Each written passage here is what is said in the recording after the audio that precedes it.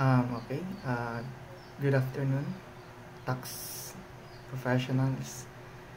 So, as requested, marami daw nalilito sa classification ng individual taxpayer. So, alam nyo naman na we have 5 classification of individual taxpayer. Number 1, resident citizen. Number 2, non-resident citizen.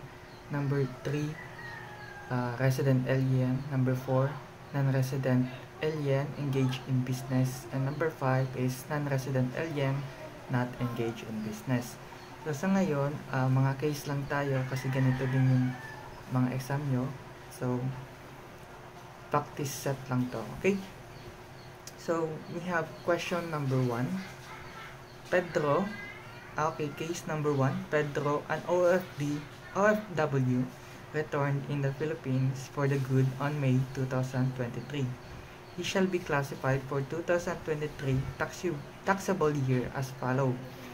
So, una yung tatanungin is, una, Pinoy ba siya o hindi? So, sabi dito, OFW siya. So,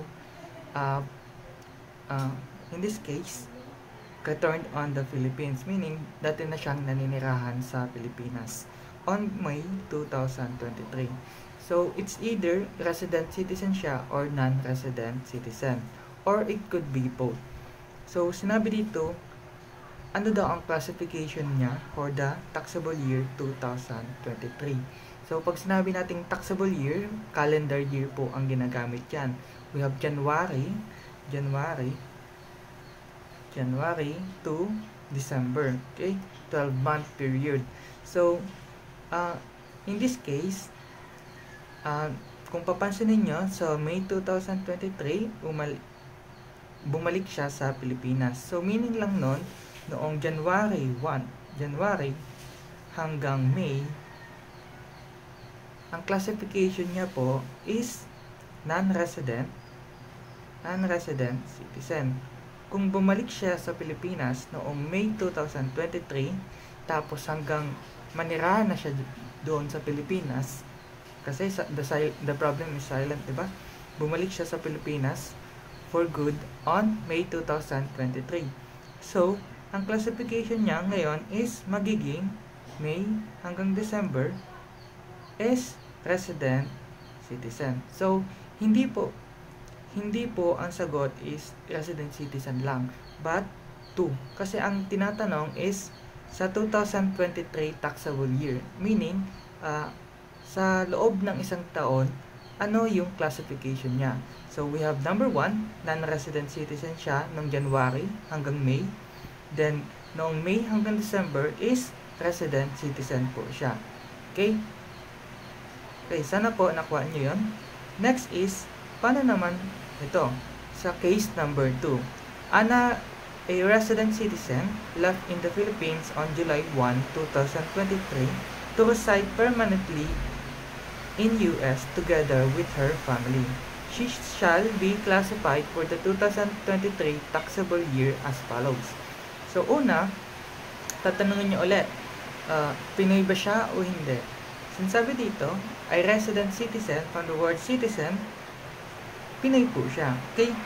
So, umalis siya sa Pilipinas noong July 1, 2023. So, we have January, February, March, April, May. So, July 1, exactly 1, is nanirahan siya sa US with her family. So, umalis siya noong July 1. Again, it's either resident citizen siya or non-resident citizen. Okay, ganito po ulit. Kasi ang tanong is taxable year. Again, pag sinabing taxable year, January 1 hanggang December 31 ng taon na yon. So, noong January 1 hanggang July, siya po ay resident citizen. Okay? January 1 hanggang July 1, siya po ay isang resident citizen. Nung umalis na siya sa Pilipinas para manirahan together with her family noong July 1 hanggang December 31, ang tawag na po sa kanya or ang classification niya po ay non-resident citizen. Okay? Okay. Sana nakuha niyo yun. So, magda-next na tayo. Next is case number 1. Alan is a natural-born Filipino citizen. His family migrated to US 15 years ago. For a personal reason, he decided to return and reside permanently in the Philippines on March 1, 2023. Parang kung makikita niyo po, is parang same lang siya ng kanina. Okay? Alan is natural-born Filipino, meaning nabuhay siya dito sa Pilipinas. Okay. Tapos, nag-migrate sila kasamang kanyang family 15 years ago na. So, matagal na yon. Okay, matagal na yon. Okay? So, personal reason, gusto niya ni Alan is bumalik daw sa Pilipinas noong March 1, 2023. So, ibig sabihin, noong January 1 hanggang March 1, siya po ay non-resident citizen. Okay? January 1 hanggang March 1, siya po ay resident citizen. Noong March 1 na, non-resident citizen. Sorry. Again, noong January 1 hanggang March 1, siya po ay non-resident citizen. Sorry. Okay. Noong March 1 naman, March 1 hanggang December, siya na po ay magiging resident citizen kasi gusto niya nang manirahan sa Pilipinas permanently. Okay? For this taxable year. Again, taxable year is from January hanggang December. Okay po. Sana nagets niyo yun? Next case po tayo. What if, ito yung tanong, G.I. Joe is an American information technology expert. He was signed by Doon Telecom, a local telecommunication company, from January to March of 2023, improve its wireless services. Due to the anticipated entry of competitors from other countries, Doon Telecom decided to extend indefinitely the services of G.I. Joe. Okay, kung mapapansin nyo, siya na po ngayon ay isang American. Again, una niyong tatanungin, Pinoy ba siya o hindi? Since hindi, it's either resident alien or non-resident alien. Kung iintindihin niyo po, from January 1 daw to March 2023, improve its wireless services, nag-sign daw siya ng contract sa telecom company from January 1 to March 2023. So, January, February, March. That's almost less than 100 days. So, due to anticipated entry of the competitors from other countries, Doon Telecom decided to extend indefinitely. Indefinitely daw, parang pangmatagalan na daw yung service ni G.I. Joe. Gusto nila daw niya mas matagal yung kontrata. So, ibig sabihin lang po yun, siya po ay isang resident alien. Okay? Resident alien na po siya. Noong March hanggang December. Okay, for taxable year 2023. Siya po ay resident alien, since alien kasi American siya. Then resident, since gusto nila ma-extend indefinitely ang service ni G.I. Joe. So, from March to December, siya po ay isang resident alien. Noong January hanggang March, siya po ay non-resident alien. Okay? Okay, next po tayo. Michael Malone, a head coach of the Denver Nuggets in the NBA, is the Philippines for a month-long NBA promotional tour. He also expressed his intention to regularly visit the Philippines. So, kung mapapansin nyo dito po, siya po ay isang Pinoy ba o hindi? Hindi po. So, it's either resident alien or non-resident alien po siya, engaged in business or not engaged in business. Okay? It's either of these three. Since month-long lang, tingnan niyo po, month-long lang, that is 30 days lang ang visit niya. Pero may intention man lang siya, sinabi man lang niya, in-express man lang niya ang intention na to regularly visit the Philippines. So, pwedeng month-long lang. Okay. Siya po ay, it's either of these two. Okay? Since may sinabi bang may business siya sa Pilipinas? Wala po. Okay? So, meron na tayong sagot. He is a non-resident alien and not engage in business. Okay?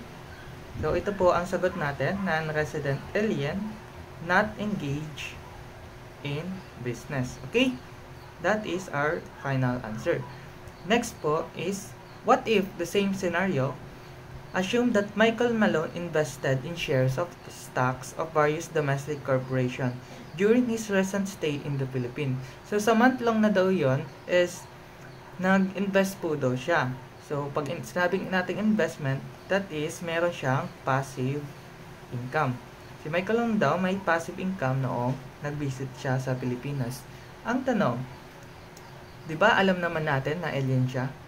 Tatanungin niyo na lang if non-resident alien ba siya engaged in business or not engaged in business. Since passive income is not actually a business, hindi po siya business, may sagot na po tayo. So, since hindi po business ang passive income, kasi naka-receive lang siya ng income even without working, Michael Malone is considered as non-resident alien, not engaged in business. Okay? Yan po ang sagot natin for case 4. Next is, what if si Nikola Jokic, di ko talaga mag-pronounce to. Anyway, Nikola the Joker na lang. The Joker is an NBA champion and NBA Finals MVP. He is a resident citizen of Serbia. Assuming Nikola owns a restaurant in Malate, he should be classified as blank. Okay. Unang tatanungin nyo, Pinoy ba siya o hindi? Since hindi po siya Pinoy, he is either resident alien or non-resident alien, engaged in business or not engaged in business. Kung mapapansin nyo po, hindi naman siya nanirahan sa Pilipinas. Ang resident citizen niya is sa Serbia. Meron lang po siyang restaurant dito sa Malate. Okay? Kung meron siyang restaurant sa Malate, that is a business. Since alien siya, hindi po siya nakatira sa Pilipinas. So, we have non-resident alien. May business siya o wala, meron po siyang business. So, meaning, he is classified as non-resident alien, not engaged in business. Okay? Ganyan po ang ating final answer. Anyway, sa exam po, dapat kompleto po to para bawal po yung acronym. So, good luck. Sana may natutunan kayo and yeah, thank you. Bye-bye.